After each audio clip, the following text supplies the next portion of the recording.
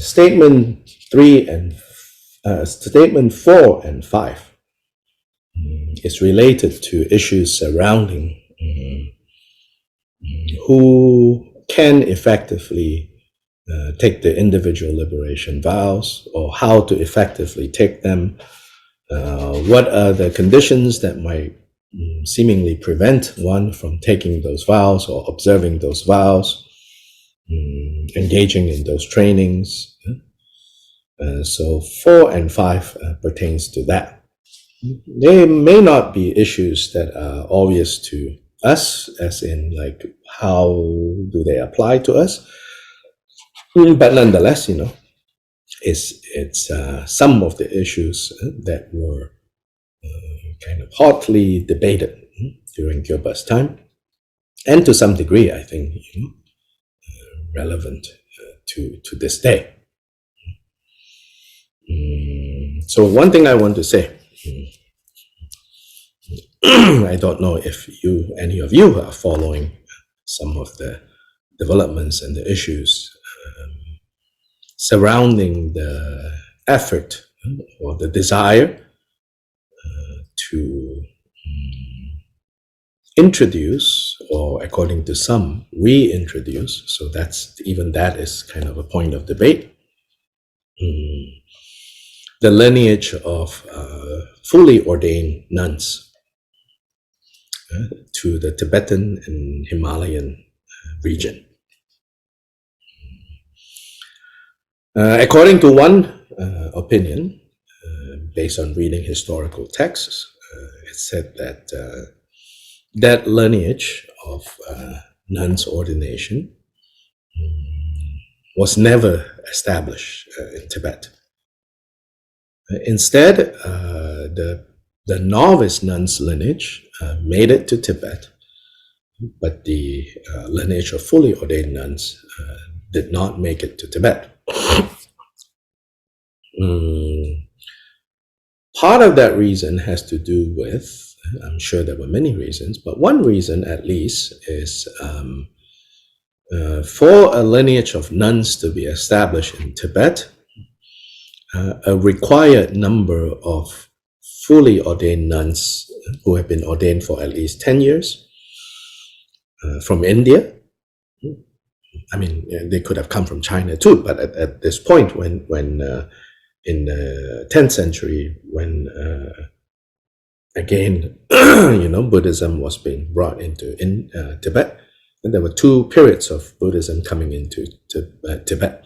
An earlier period during Guru Rinpoche's time, and then a second period that started in the 10th, 11th century. So during those times, one factor was that whereas it was easier, not easy by any means, for men to travel from Tibet to India, or from India to Tibet, it was definitely very difficult for women to do that journey. Safety and all of that. And so then, because of that, because you need a quorum, in fact, for empowerment, you just need one person. For monastic ordination, you need a quorum of monks, nuns.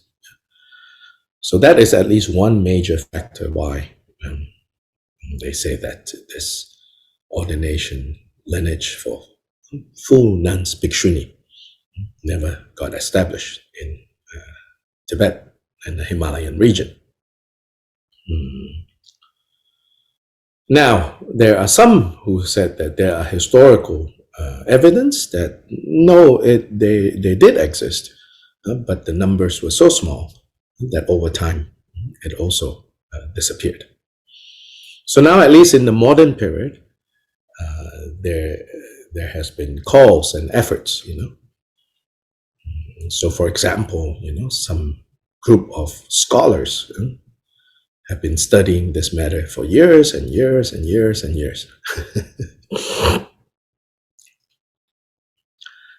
Mainly just debating on the technicality Because when it comes to the monastic ordination ceremonies, rituals, and technical things, it can be as legalistic and technical as, say, Jewish laws.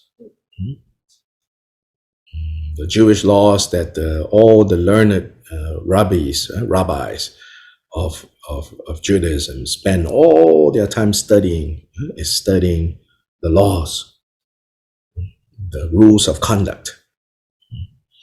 And also in Islam, they have four legal systems within Islam, and many of the intellectual efforts of the Muslim ulamas, the learned ones, are spent studying all these. What is legal, what is not legal, meaning what does God, allow, what does God not allow, all the technical. Maybe to not to that degree, but it's not far from, the focus on studying. So these scholars have been debating, not debating, but researching and trying to establish whether it is possible or not. So this is the question: to restore or to introduce a lineage of fully ordained nuns into the Tibetan Himalayan region.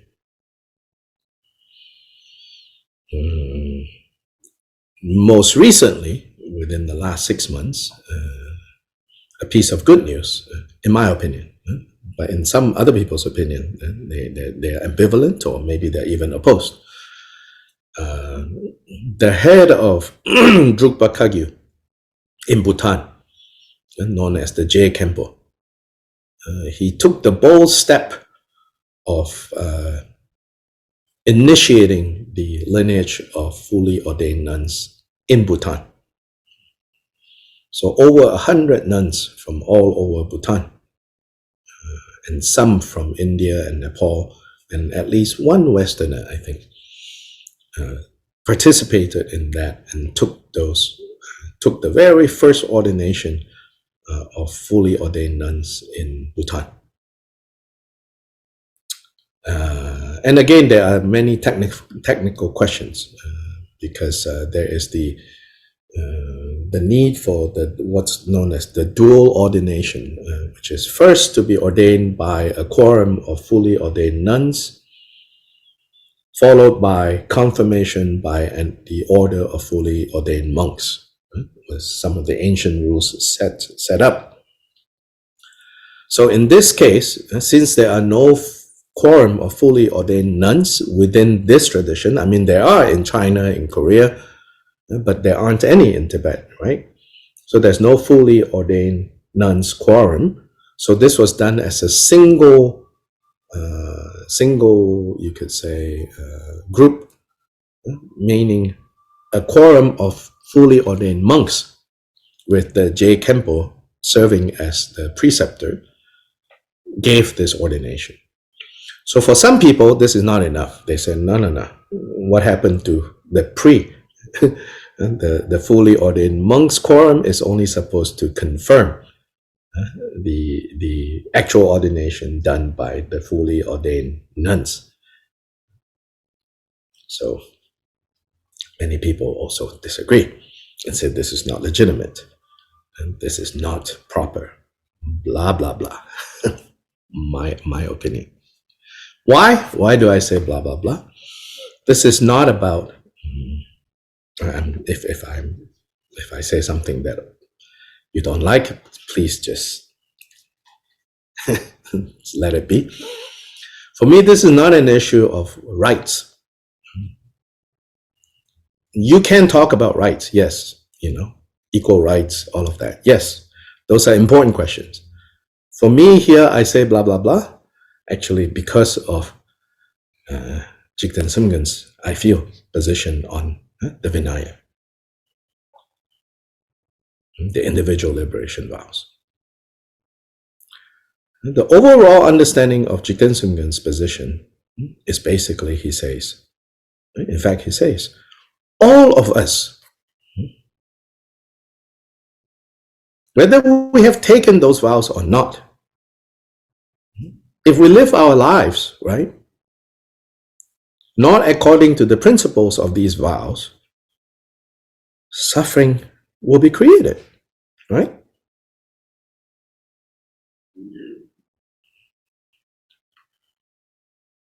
So, as I have used the analogy,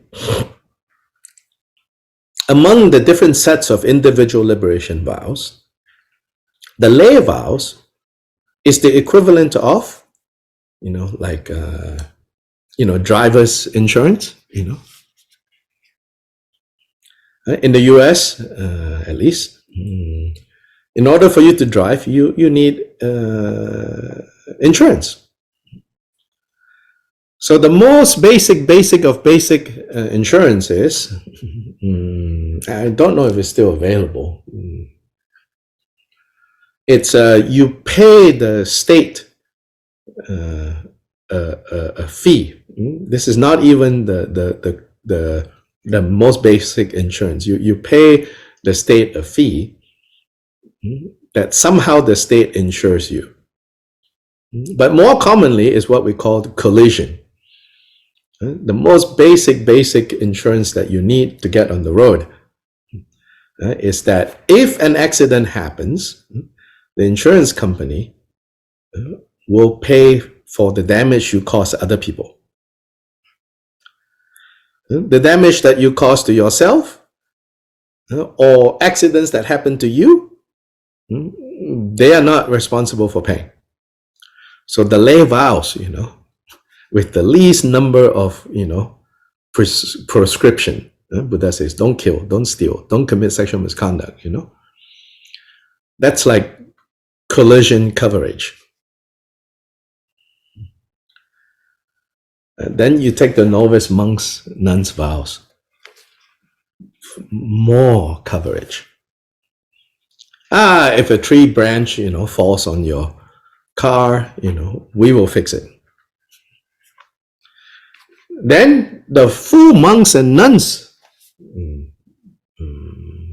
level of vows, complete coverage. Yes, you have to pay more monthly for complete coverage. And that's why many of us don't take that. You're like, no, I cannot pay that much every month.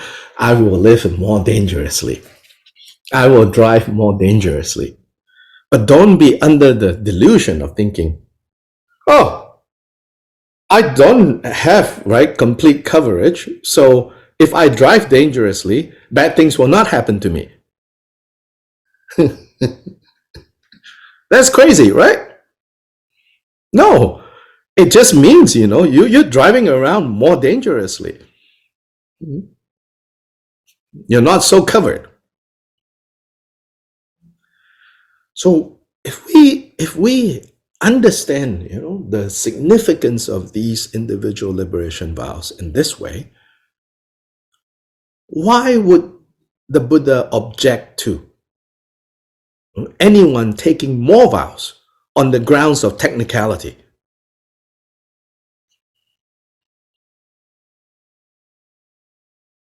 Why are we depriving anyone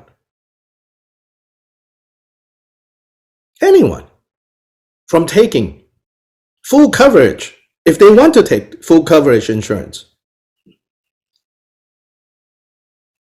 On that ground, I said, no, nonsense, blah, blah, blah. Some people will hear this and not like it. But you don't have to like me or what I say all the time. We can still be friends if we disagree. There are so many other things that we can agree on, like good coffee. And also even bad things like having a cold. Oh, that's so inconvenient. We can agree on that. We can feel closeness, that you have this terrible cough, I have this terrible cough. But we should all be free, to speak our minds in a principled way. not speak our minds and just blah, blah, blah, like causing trouble. But when there are principle disagreement, we can speak it, If you like it, good, we agree. If you don't like, we can talk about it if you want to talk about it. But if emotionally you don't like it, then better not talk about it. If it's just this emotional thing, then leave it alone. There are more things, in this chapter on the Vinaya that shows, Kyopa's view on the Vinaya. So, like statement 4 and 5 may not directly address the issues that we might be facing now with regards. So, for example, this issue of full coverage insurance for women on the path. But if you read between the lines, as we say, you can come to some conclusions about these issues. Statement 4.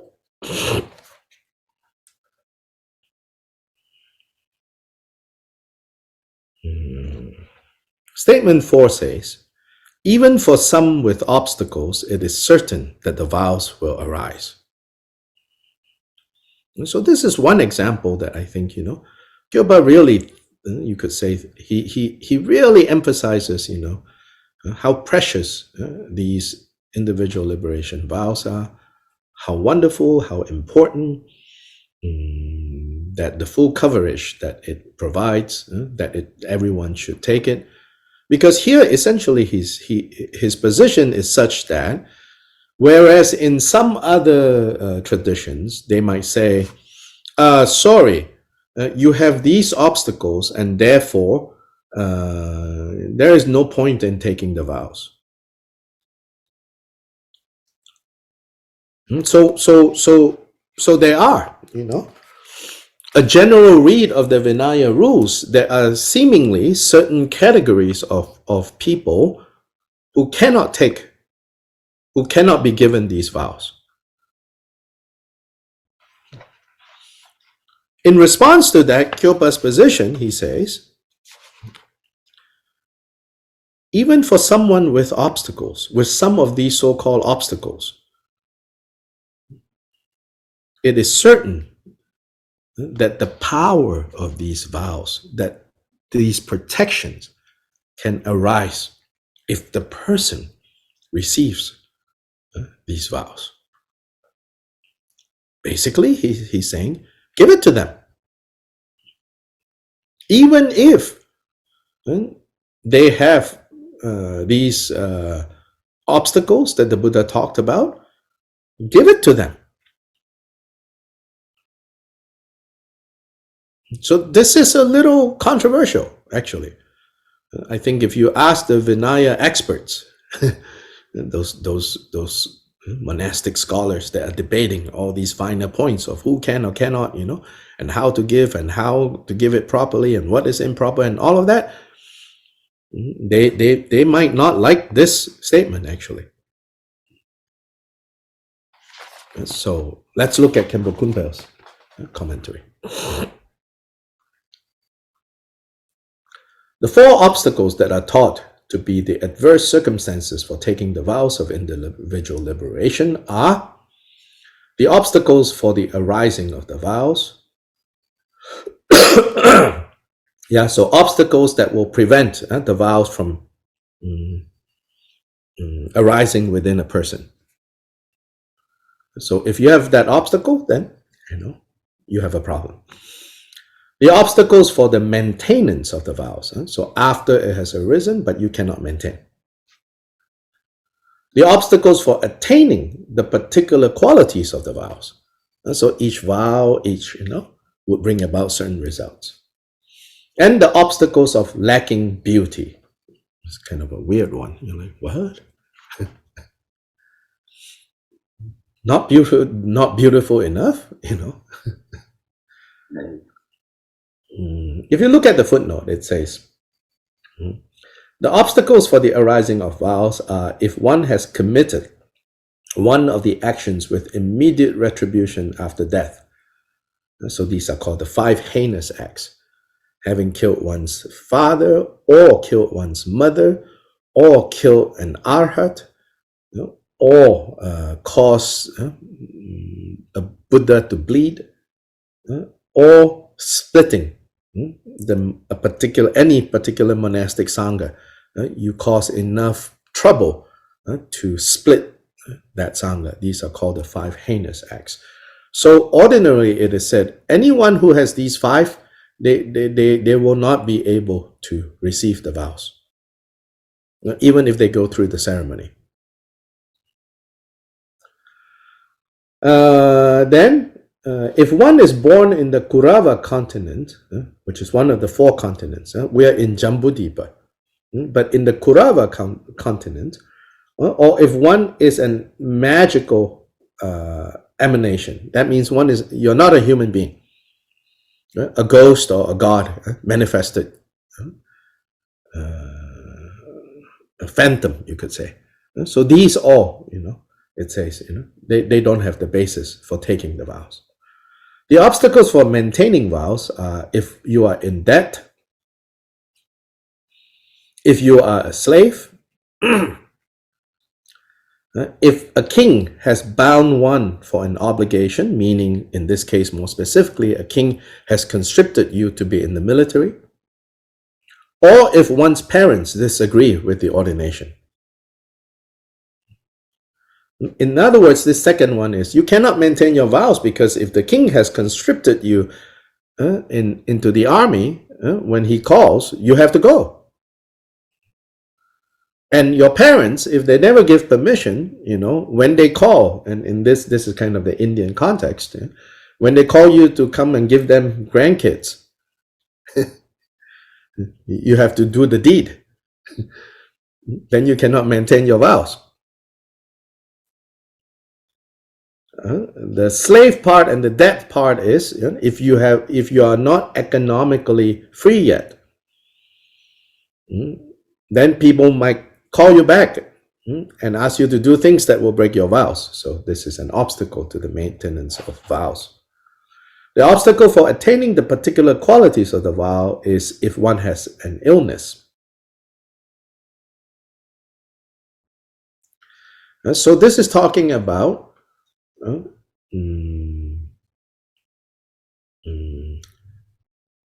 on the basis of having some terminal illness, then you take the vows so that someone will take care of you. You think, I'll join that community. They're obligated to take care of me. So then the qualities cannot arise. The obstacle of lacking beauty is to be physically deformed such that one's disciples will be displeased. So when you look at this, right, I think from our modern kind of, modern is a kind of a weird word, from the time that we're living now, we look at these 4 and we say, I don't know, I think you can still, get away with maintaining the vows, but nonetheless, these are serious considerations, for the technical part of who you as a monastic preceptor should or should not give vows to, on what basis it's meaningful or not meaningful. But here, Gyalpa Rinpoche cuts through this. He says, so Khenpo Kunpal explains, among these, even for someone who has the obstacles for the arising of vows, it is certainly possible for the vows to arise.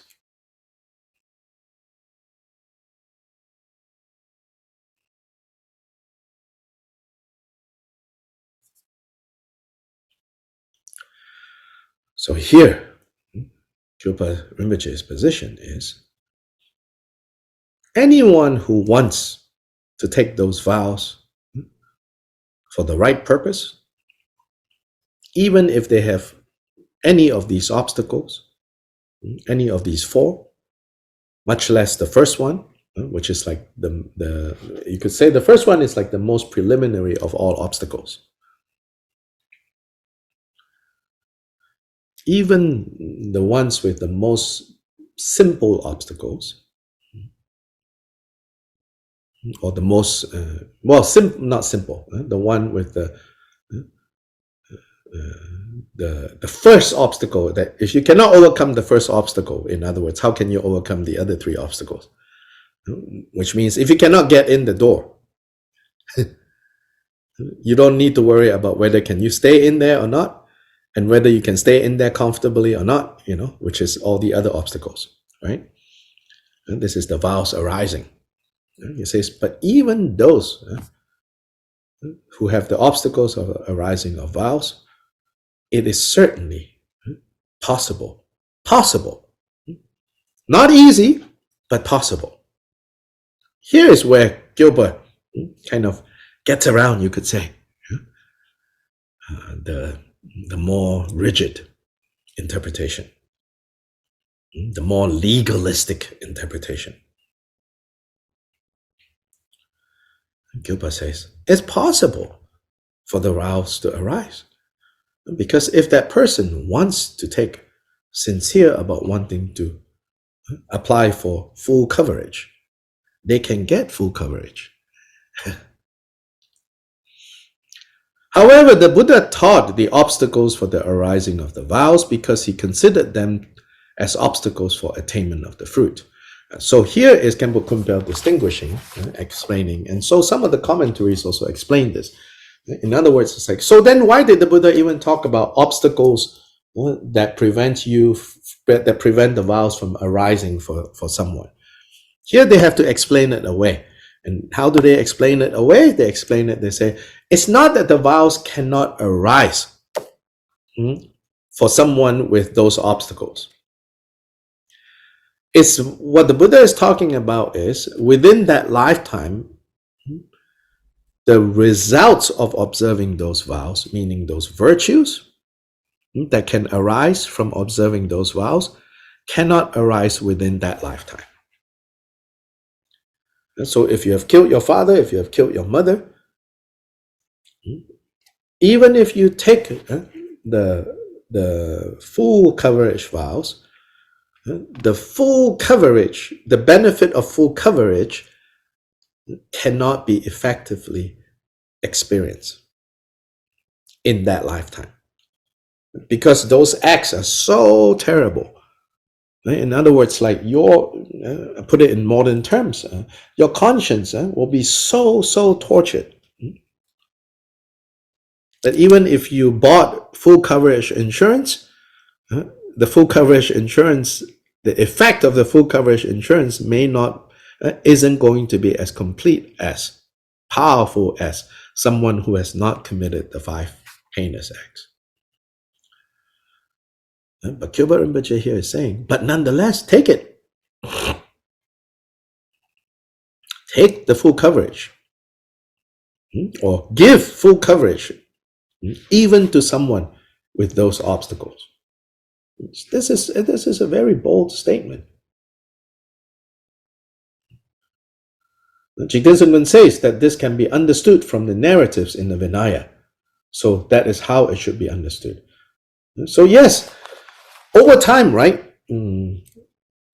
a particular set of like prerequisites, like people seeking ordination, there's a list of prerequisites, Have you done this? Have you done this? Have you done this? Some interview has to take place. Yeah? Like if you want to join. So they need to check all these things. So this is the more formal legalistic aspect of joining the monastic order. And that list, of course, there are things like, well, have you killed your father? Have you killed your mother? Okay, great, no, great, no, great, no. Okay, you qualify. So there is definitely this list. Yeah? But Gilbert Rinpoche says, however, this list is just a general guideline. Because in the collection called the Vinaya, in all those texts in there, and particularly in the Vinaya collection, there are many, many stories. Yeah, many, many stories related to the vows. And Khenpo Kunpal here says, Jigten Sumgun says, his position is not without basis. It might seem contradictory to that checklist, but if you read through and pay attention to the stories, those stories show us that there are exceptions, that there are always exceptions.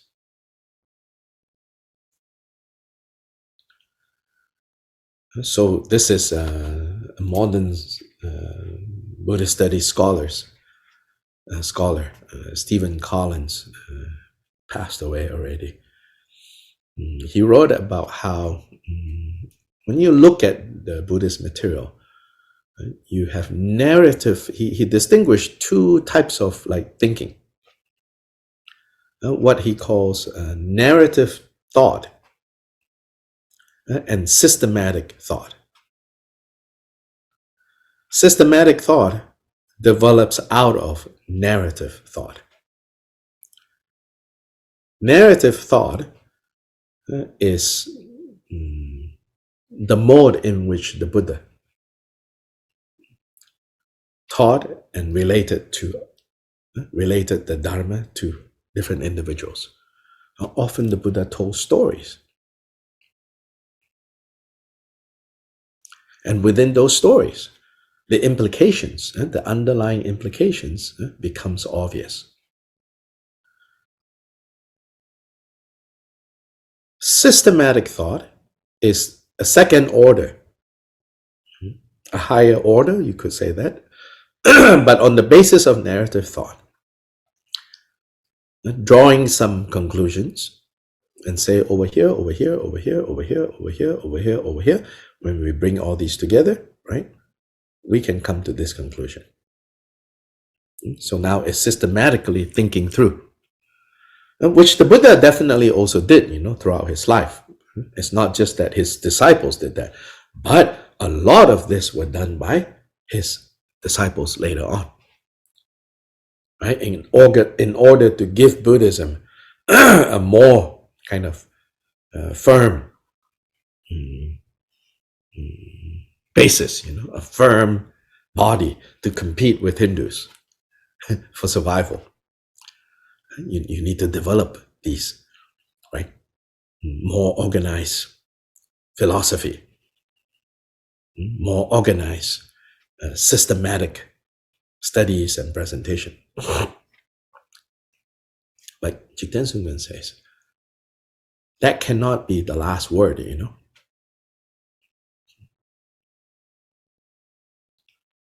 Read the stories. And we see these exceptions.